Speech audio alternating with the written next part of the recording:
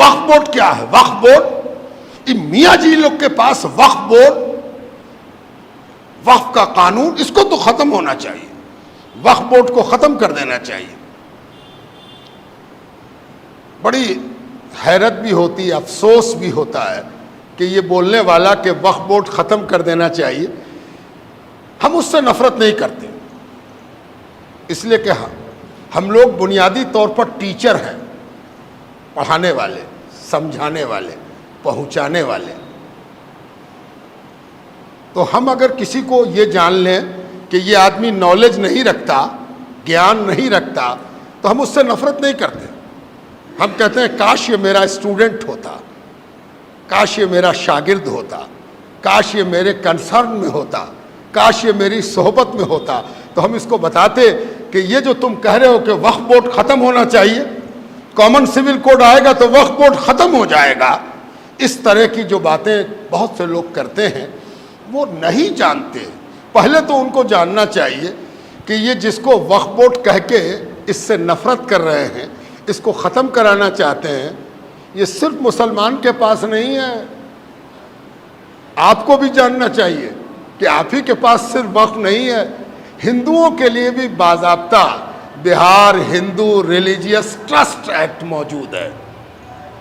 اسی طریقے سے اگر آپ کے پاس وقف ہے تو ہندو کمیونٹی کے پاس نیاس ہے، نیاس، جیسے وقف بورڈ بنتا ہے ویسے ہی نیاس بورڈ بھی بنتا ہے۔ پتہ نہیں وقف بورڈ پر پرشن چن لگانے والا نیاس کے بارے میں جانتا بھی ہے، سنتا بھی ہے، یا نہیں جانتا یا نہیں مانتا، اس کو سننا چاہیے اور سمجھنا چاہیے، اور تب جو کمنٹ کرنا چاہے ویلکم ہے، آئیے کمنٹ کیجئے، ضرور کیجئے۔ آپ کیا ہے وقف اور کیا ہے نیاس، ذرا اس کو بھی آپ جانیے، سب کو جاننا چاہیے، پوری دنیا کو آپ کو بھی جاننا چاہیے، آپ کا تو سیدھا کنسرن ہے وقف۔ وقف کس کو کہتے ہیں؟ ظاہر ہے کہ آپ سب چھوٹی بڑی جائیداد کے مالک ہیں، ہو سکتا ہے کسی کے پاس زمین نہ ہو تو کسی کے پاس سامان ہوگا، تو آپ سوچتے ہوں گے کہ میرا سامان اگر میری آنکھ بند ہو جائے تو کس کے پاس جائے گا؟ میرا بیٹا لو، میری بیٹی لو، ہے نا؟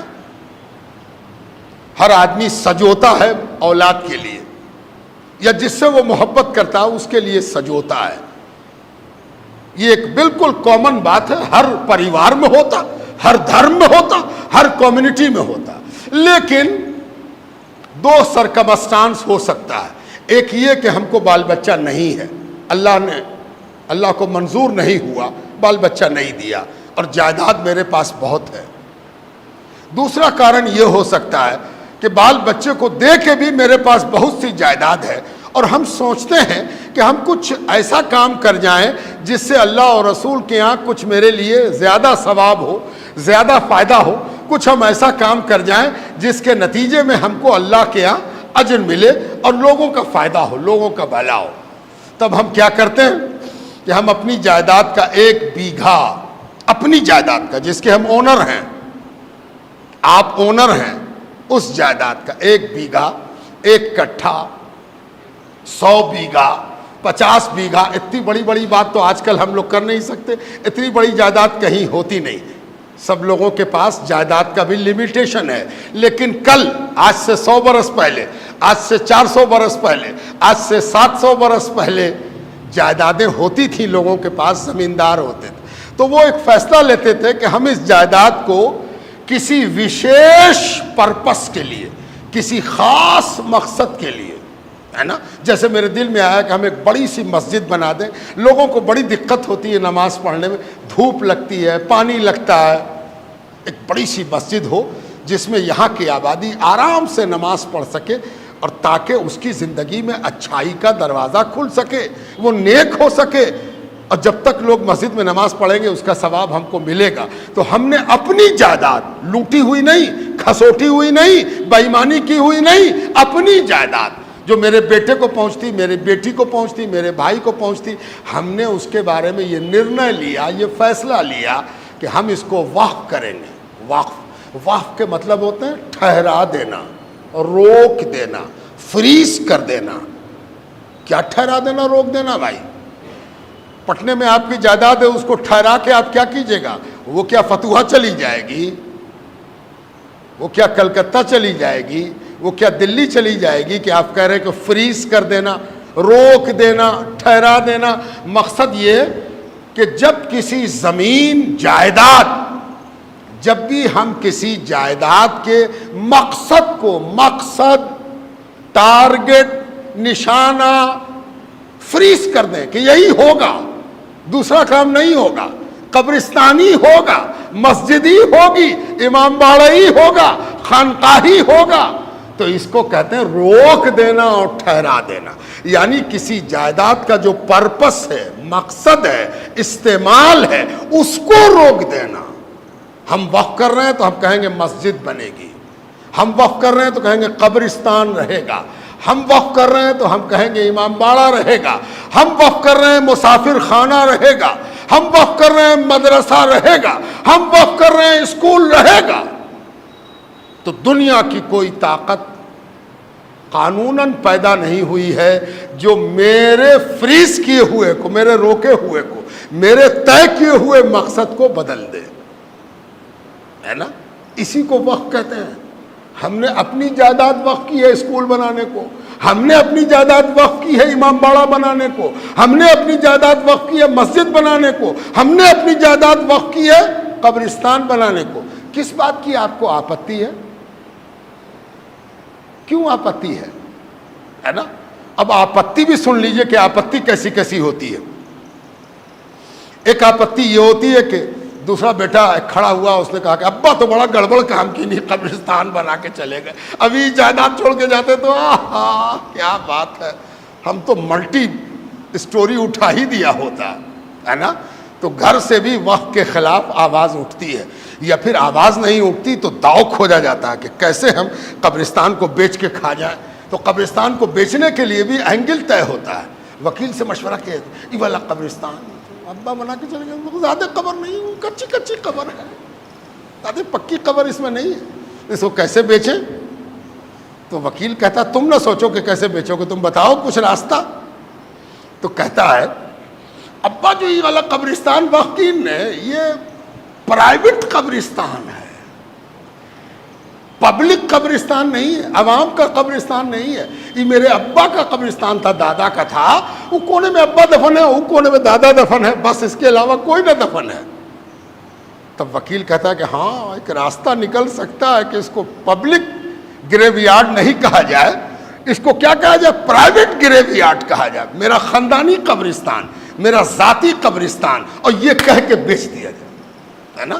اور یہ ہوا، یہ ہوتا ہے، آپ بھی جانتے ہوں گے، اگل بغل نظر دوڑائیے گا تو آپ کو نظر میں آ جائے گا، او اچھا اچھا، ہے نا؟ تو یہ ایک دشمنی ہماری ہے، اور دوسری دشمنی اس بیچارے کی ہے جو جانتے ہی نہیں، کہتا کہ وقف کون چیز ہے، وقف کو ختم کرو، وقف بورڈ ختم کرو، وقف کا قانون ختم کرو۔ اے بابو، تمہارے ہاں جو نیاس ہے، نیاس بورڈ کے بارے میں کبھی سنے ہو؟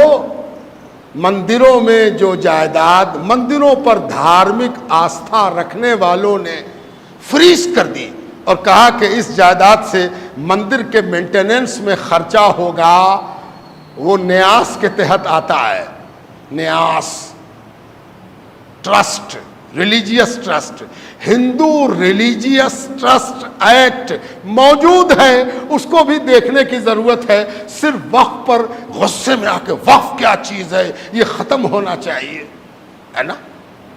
آپ کو بھی جاننا ہے اور اس بیچارے کو بھی جاننا ہے جو نگیٹو سوچ رکھتا ہے، جس کا دماغ بیمار ہو گیا ہے، جس کے سوچنے کی صلاحیت بیمار ہو گئی ہے، اس کو بیماری سے باہر نکلنا چاہیے اور دنیا کو دونوں آنکھوں سے دیکھنا چاہیے۔ ایک آنکھ سے دیکھنے سے کام نہیں چلتا۔ اگر وقت کو ختم کرانے کا ارادہ ہے تو یہ ایسا سپنا ہے جو کبھی پورا نہیں ہوگا، لیکن کبھی اس بات کا بھی سپنا دیکھو کہ وقت بھی ختم ہو گیا اور نیاس بھی ختم ہو گیا، تب کیا ہوگا، ہے نا؟ یہ ہو نہیں سکتا۔ اچھی بات تو یہ ہوگی کہ تم بھی کچھ نیاس بورڈ میں دان کر دو اور وقف بورڈ میں بھی کچھ دان کر دو، اس لیے کہ ان چیزوں کا باقی رہنا بہت ضروری ہے۔ ہاں، اگر کوئی یہ کہتا ہے کہ وقف بورڈ میرے سمجھ میں نہیں آ رہا تو اس کو سمجھنا چاہیے، اس کو جاننا چاہیے کہ کیا چیز ہے، کیسے ہے، اس کو جاننا اور سمجھنا بھی ہم سب کی ذمہ داری ہے۔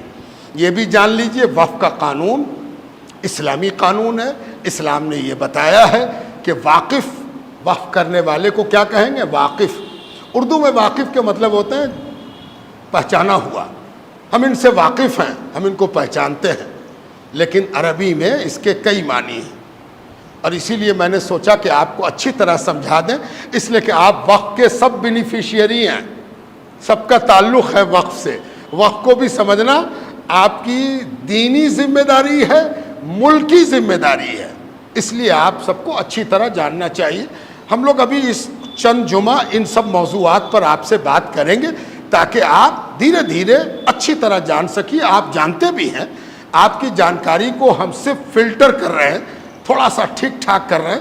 گرد وغیرہ پوچھ رہے ہیں، میرا کام ہی ہے گردہ پوچھنا ہے نا، اسی لیے ہم گردہ اردہ پوچھ دیتے ہیں تاکہ آپ کے پاس جو چیز ہو وہ سب گردے سے پاک ہو، سمجھداری کے لیے صاف ہو، اور آپ کا ویژن ہیلدی ہو، اور آپ کی سوچ بیلنس ہو.